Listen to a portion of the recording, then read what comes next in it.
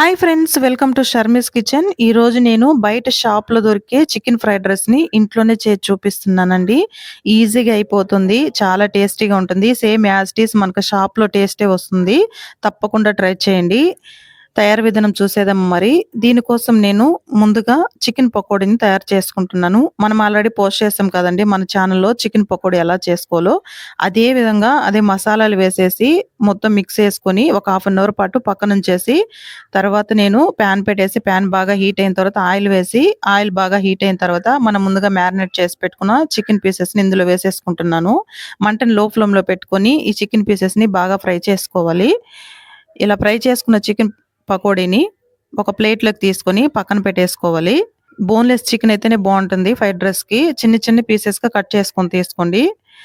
ఇలా పక్కన పెట్టేసుకున్న తర్వాత ఇప్పుడు ఫ్రైడ్ రైస్ చేసుకోవడం కోసము ఒక కడాయి పెట్టుకొని, కడాయి బాగా హీట్ అయిన తర్వాత ఇందులో ఆయిల్ వేసుకోవాలి. నేనైతే ఇక్కడ ఇప్పుడు మనం చికెన్ పకోడీ చేసుకున్నాం కదా, ఆ ఆయిలే యాడ్ చేసేస్తున్నానండి.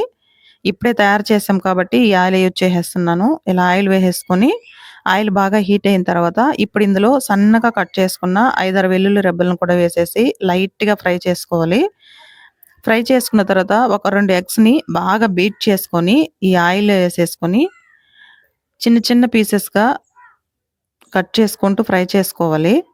ఆయిల్ ఎక్కువ వేస్తే ఏందంటే ఈ ఎగ్ అనేది బాగా పొంగుతుంది, బావుంటుంది. ఇలాగ చిన్న చిన్న ముక్కల కింద కట్ చేసుకుంటూ మొత్తం ఫ్రై చేసుకొని ఇప్పుడు ఇందులో వెజిటబుల్స్ యాడ్ చేసుకోవాలి. నేనైతే ఇక్కడ cabbage, carrot, spring onions add చేసుకుంటున్నాను. మీకు ఇష్టమైన వెజిటబుల్స్ మీరు యాడ్ చేసుకోవచ్చు. ఇందులో మీరు క్యాప్సికము, బీన్స్ కూడా యాడ్ చేసుకోవచ్చు. నేనైతే ఇక్కడ ఈ 3 వెజిటబుల్స్ యాడ్ చేస్తున్నాను.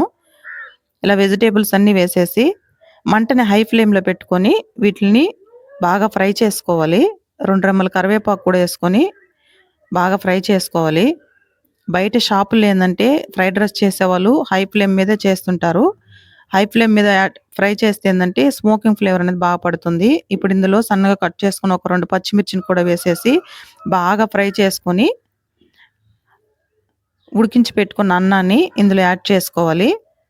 ఐరన్ కడాయి అయితే ఫ్రైడ్ రైస్ చేసుకోవడానికి బాగుంటుంది. బయట షాపుల్లో ఎక్కువ ఐరన్ కడాయి మీద చేస్తుంటారు.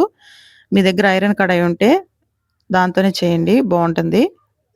ఇప్పుడు ఇందులో అన్నం వేసేసిన తర్వాత మనం ముందుగా ఫ్రై చేసుకున్నాం కదా చికెన్ పకోడీని కూడా వేసేసి ఇప్పుడు మంటని సిమ్‌లో పెట్టుకొని రుచికి సరిపడా సాల్టు, 1 టేబుల్ స్పూన్ కారం, ధనియాల పొడి, జీలకర్ర పొడి, అదేవిధంగా గరం మసాలా కూడా యాడ్ చేసుకొని ఒక 2 టేబుల్ స్పూన్లు సోయా సాస్ యాడ్ చేసుకుంటున్నానండి నేనిక్కడ.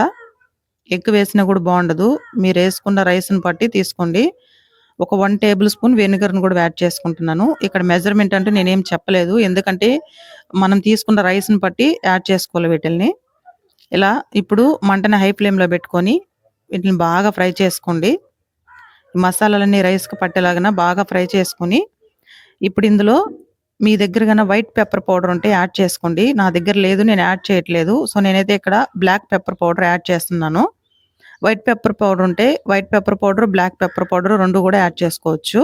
ఇలా మొత్తం కలిపేసుకొని ఇప్పుడు ఇందులో సన్నగా కట్ చేసుకున్న కొత్తిమీరను కూడా యాడ్ చేసుకొని ఒక నిమిషం పాటు ఫ్రై చేసి స్టవ్ ఆఫ్ చేసామంటే మన చికెన్ ఫ్రైడ్ రైస్ తయారైపోతుంది. చాలా బాగుంటుందండి. మీరు కూడా ట్రై చేసి మీకు ఎలా వచ్చిందో కామెంట్ రూపంలో తెలియజేయండి. Thank you for watching.